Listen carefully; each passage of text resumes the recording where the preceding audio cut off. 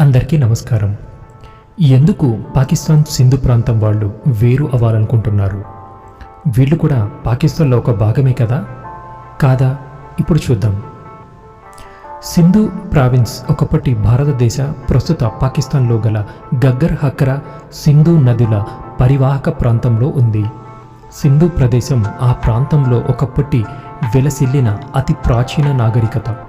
ఇది ప్రాథమికంగా పాకిస్తాన్లో గల సింధ్, పంజాబ్ ప్రావిన్సులలో పశ్చిమం వైపు బెలూచిస్తాన్ ప్రావిన్సు వైపునకు కేంద్రీకృతమైనట్లు తెలుస్తోంది.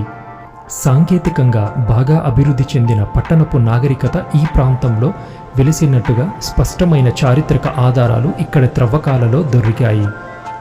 ఇక్కడ మున్సిపల్ టౌన్ ప్లానింగ్ ప్రమాణాలను పరిశీలిస్తే వీరు పట్టణాలను అభివృద్ధి చేయడంలో సిద్ధహస్తులని, పరిశుభ్రతకు అత్యధిక ప్రాధాన్యతనిచ్చేవారని తెలుస్తోంది.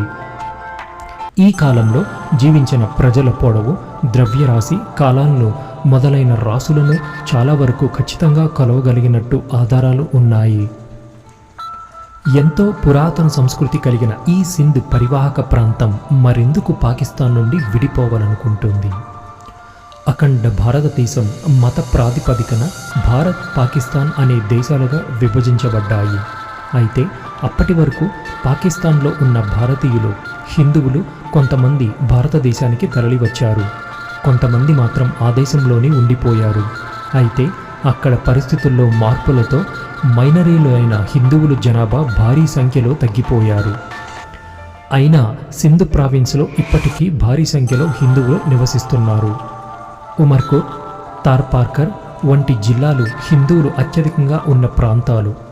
విభజన తర్వాత అనేక దేవాలయాలు ధ్వంసమైన కొన్ని దేవాలయాలు నేటికి పురాతన హిందూ సాంప్రదాయానికి చిహ్నంగా ఉన్నాయి. పాకిస్తాన్ ముస్లింలు అధికంగా ఉన్న దేశం అయినను హిందువులు భారీ సంఖ్యలో నివసించే ప్రదేశం ఒకటి ఉంది.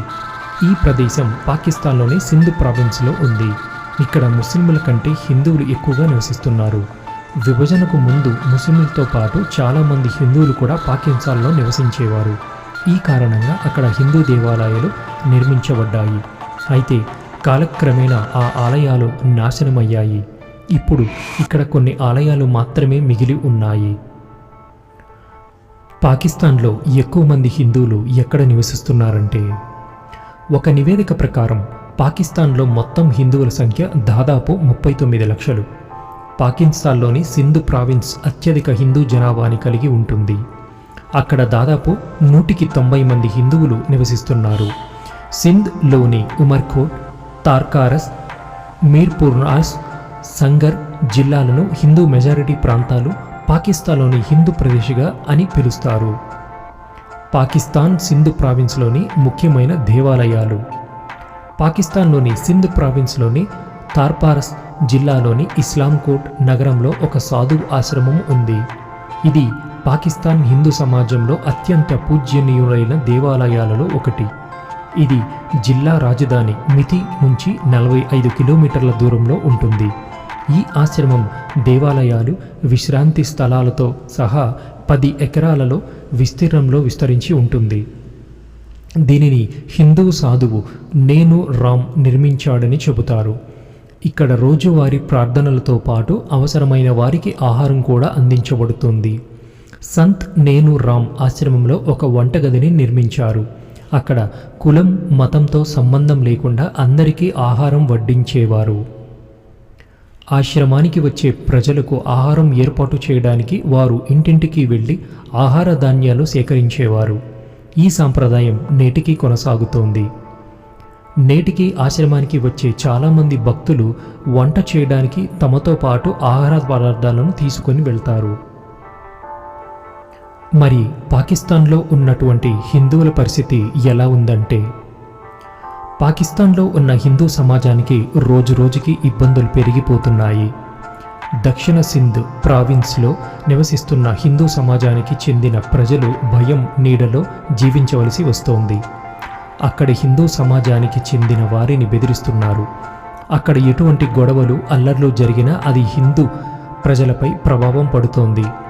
వారికి సంబంధం లేకపోయినా హిందూ సమాజానికి చెందిన ప్రజలు తీవ్ర పరిణామాలతో బెదిరింపులకు గురి అవుతున్నారు. అలా బెదిరింపులకు వచ్చిన తరువాత కొంతమంది తమ ఇళ్లను వదిలేసి వెళ్ళిపోతున్నారు. దురదృష్టకరమైన విషయం ఏంటి అంటే అక్కడ సింధ్ ప్రాంతంలో ఉండే వారికి పోలీసు రక్షణ కూడా లేదు. అక్కడ వారికి న్యాయం అంటే ఏంటో తెలియదు కొంతమందికి. అందుకే సింధ్ ప్రాంతం వాళ్ళు తమకు పాకిస్తాన్తో ఉండటం ఇష్టం లేక ఎప్పటికప్పుడు రోడ్ల మీద ప్రొటెస్ట్ చేస్తూ ఉంటారు. మరోపక్క పాకిస్తాన్లో ఆర్థిక పరిస్థితి ఏమంత బాలేదు. ఓ పక్క సరైన వసతి, వ్యవసాయం లేక కొన్ని ప్రాంతాల్లో తాగటానికి నీరు కూడా లేక ఎప్పుడు గొడవలతో అల్లర్లతో ఉంటూ దేశ ఆర్థిక వ్యవస్థ ఎప్పుడో కుప్పకూలిపోయింది. మరి అక్కడ ఉన్న హిందువులకు కూడా బలూచిస్తాన్ లాగా స్వాతంత్రం కావాలంటారా, లేక వారికి కొత్త హక్కులు తీసుకురావాలా? మీ అభిప్రాయం ఏంటో కింద కమెంట్స్లో తెలుపండి. మరిన్ని ఇంట్రెస్టింగ్ వీడియోస్ కోసం అలాగే మా ఈ ఛానల్లో రామాయణం ఎపిసోడ్స్ వారీగా పోస్ట్ చేయటం జరుగుతుంటుంది. దయచేసి సబ్స్క్రైబ్ చేసి నలుగురికి తెలియచేయండి. ధన్యవాదములు.